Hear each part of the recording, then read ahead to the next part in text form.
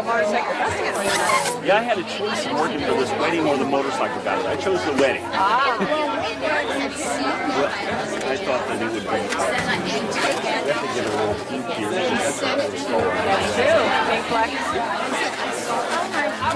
she knew teddy bear, or I like to call it a poon of beauty. Oh, that's cute.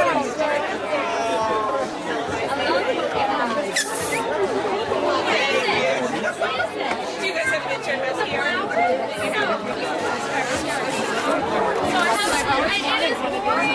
Oh, this one for me?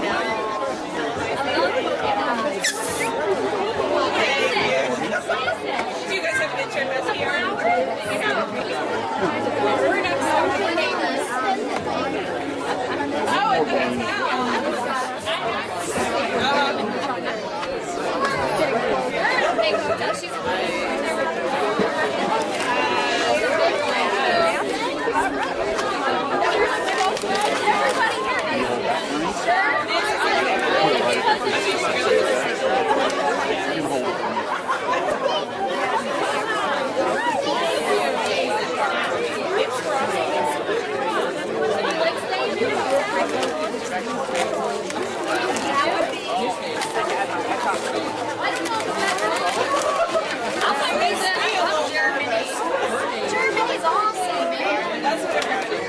Mr. and Mrs. Nathan and Erin Fiala.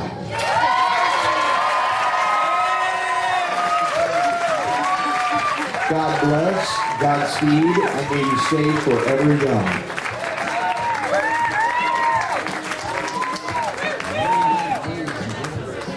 Crisis faced together, it grows stronger.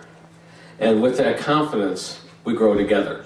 And that is exactly what we're doing tonight. We are growing larger, stronger, and more together by the union of these two great young people. So thanks for coming, and please have this the greatest time ever, because you're the greatest people ever. Thanks.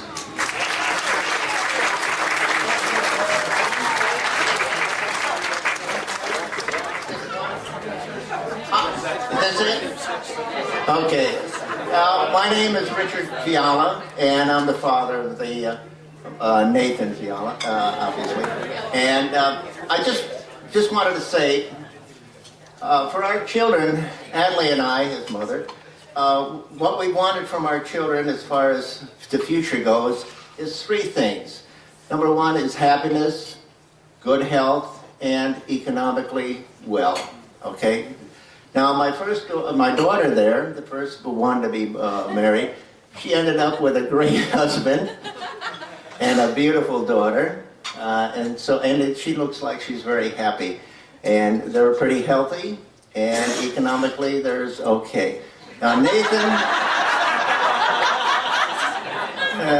yeah, right, okay. And now Nathan is pretty healthy, economically. Once in a while, he's doing all right. But today, and since he met Erin, he has been very happy. And that's very important to us, Adley and I. And we are very pleased that he has married Erin to make him happy, so that through the lifetime. And we appreciate Erin coming into the family. And I hope he does a good job of taking good care of you, Erin. Okay? Thank you very much.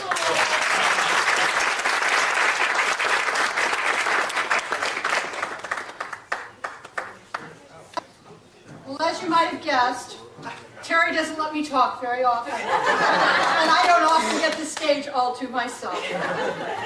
But today I'm making an exception. And Father said some very kind words about marriage. And if you look at the pictures on the back table there, our families have a long history of long marriages, as do the Fialas. And so we're hoping that that is what is going to happen with Nathan and Erin too. And so from a mother's point of view, I have just a few words of wisdom about marriage to give to the two of them. So you guys can come up here.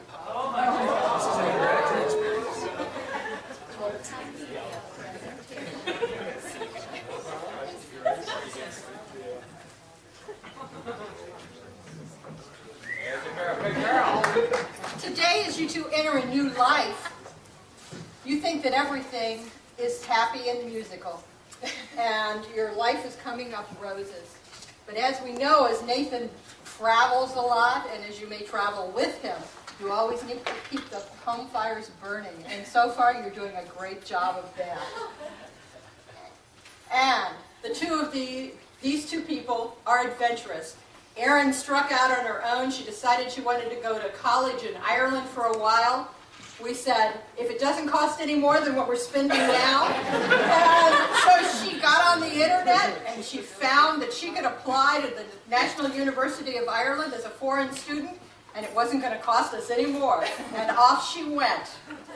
And Nathan, as you know, travels all over the world in his job. And so I know that the world is open to big adventures. But you must also remember that life is not a bowl of cherries. That you must take the good with the bad.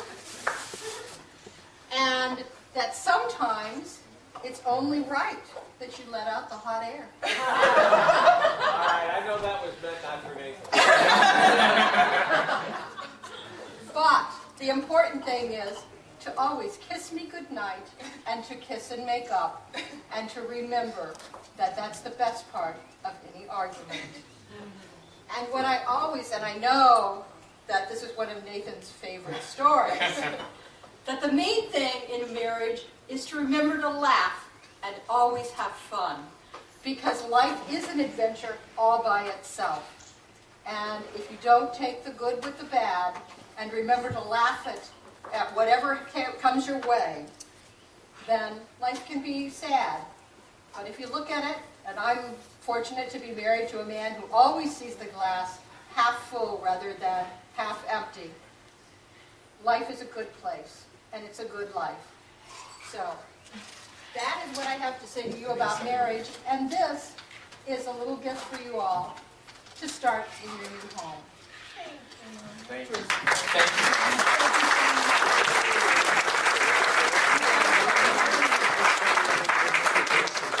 Tell a number of embarrassing stories. Worry not, Nathan. I won't mention how you spent an entire class period discussing self-flatulation instead of self-flagellation. Nor will I mention how Nicole slapped you so hard you fell down. In your defense, The Scorpion King was a really, really bad movie. Your secrets are safe with me. Instead, I will talk about your virtues. One of the constants in any 20-something's life is dating. We are all hoping to find that someone with whom we can share our lives. Some of us do this better than others. My dates have all too often ended with me and a pint of ice cream, or me and a bottle of wine, or me and a pint of ice cream and a bottle of wine, rocking and humming in the corner. But not Nathan. Well, at least not that he ever admitted to me. He believed in love the way Peter Pan believes in fairies, completely and assuredly, though with less clapping.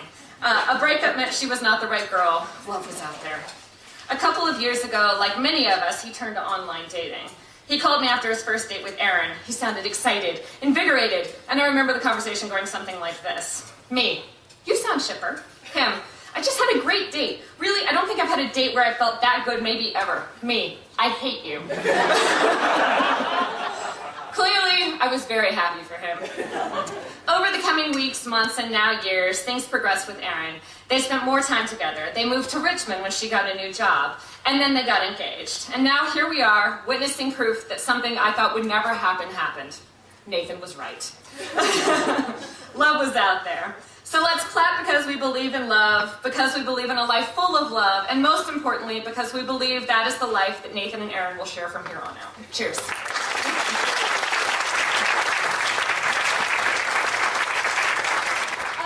I did not wear really awesome shoes. My shoes are Keens, and I think that's okay. So we're gonna go with that.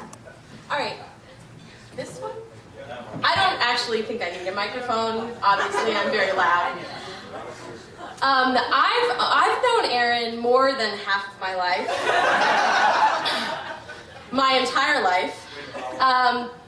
At one point, she was mean to me. Well, more than one point. But most of the time, she was okay, I guess. Yeah. she has always been somebody that I can count on, even when I cut her hair to see if my place scissors worked, and she was unaware and then got a huge shock of her life. Still supported me. She always supported me when I was in high school, and when I was in college, after many breakups, she was the one to reassure me that love was out there, which was great because sometimes I didn't feel that way. I think that she is one of the most giving people I have ever met, and after seeing some of her trials and tribulations throughout her life, I knew that there had to be someone who could appreciate her as much as our family appreciates her and as much as I appreciate her, and I'm not going to cry. A whole lot. Aaron is crying. Awesome. Okay. I can remember a time when we were in Cincinnati and drove to a Kroger after some relationship discussions, and we were both pondering whether things would work out for us. And I can remember turning to Aaron and saying, "You are amazing, and the person that you meet that is right for you will immediately know that you are amazing." And in a similar phone call, after she had a date with Nathan, she was incredibly excited. And over the next weeks and months that they dated, that shine never left.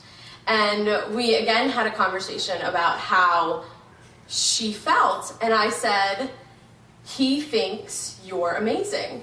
And she said, "He does." He really does. Which is, if you are a Kelly, you know that that is the most important thing, that somebody else thinks you are amazing. My husband knows this because he thinks I'm amazing. And when we finally met Nathan, the amazing, amazing way that he would talk to Erin and just be her rock was evident. And we were not surprised in the least when they said that they were getting engaged. And we are so glad to welcome him into the family, because I know that he will be the person that will make sure that my sister grows in her own life and in her own profession and in her own way, because he is so supportive. And I know that she, in turn, will make sure that he is able to fulfill all the needs and successes in his own life. So I appreciate her and I appreciate them. And toast to them because they are fantastic.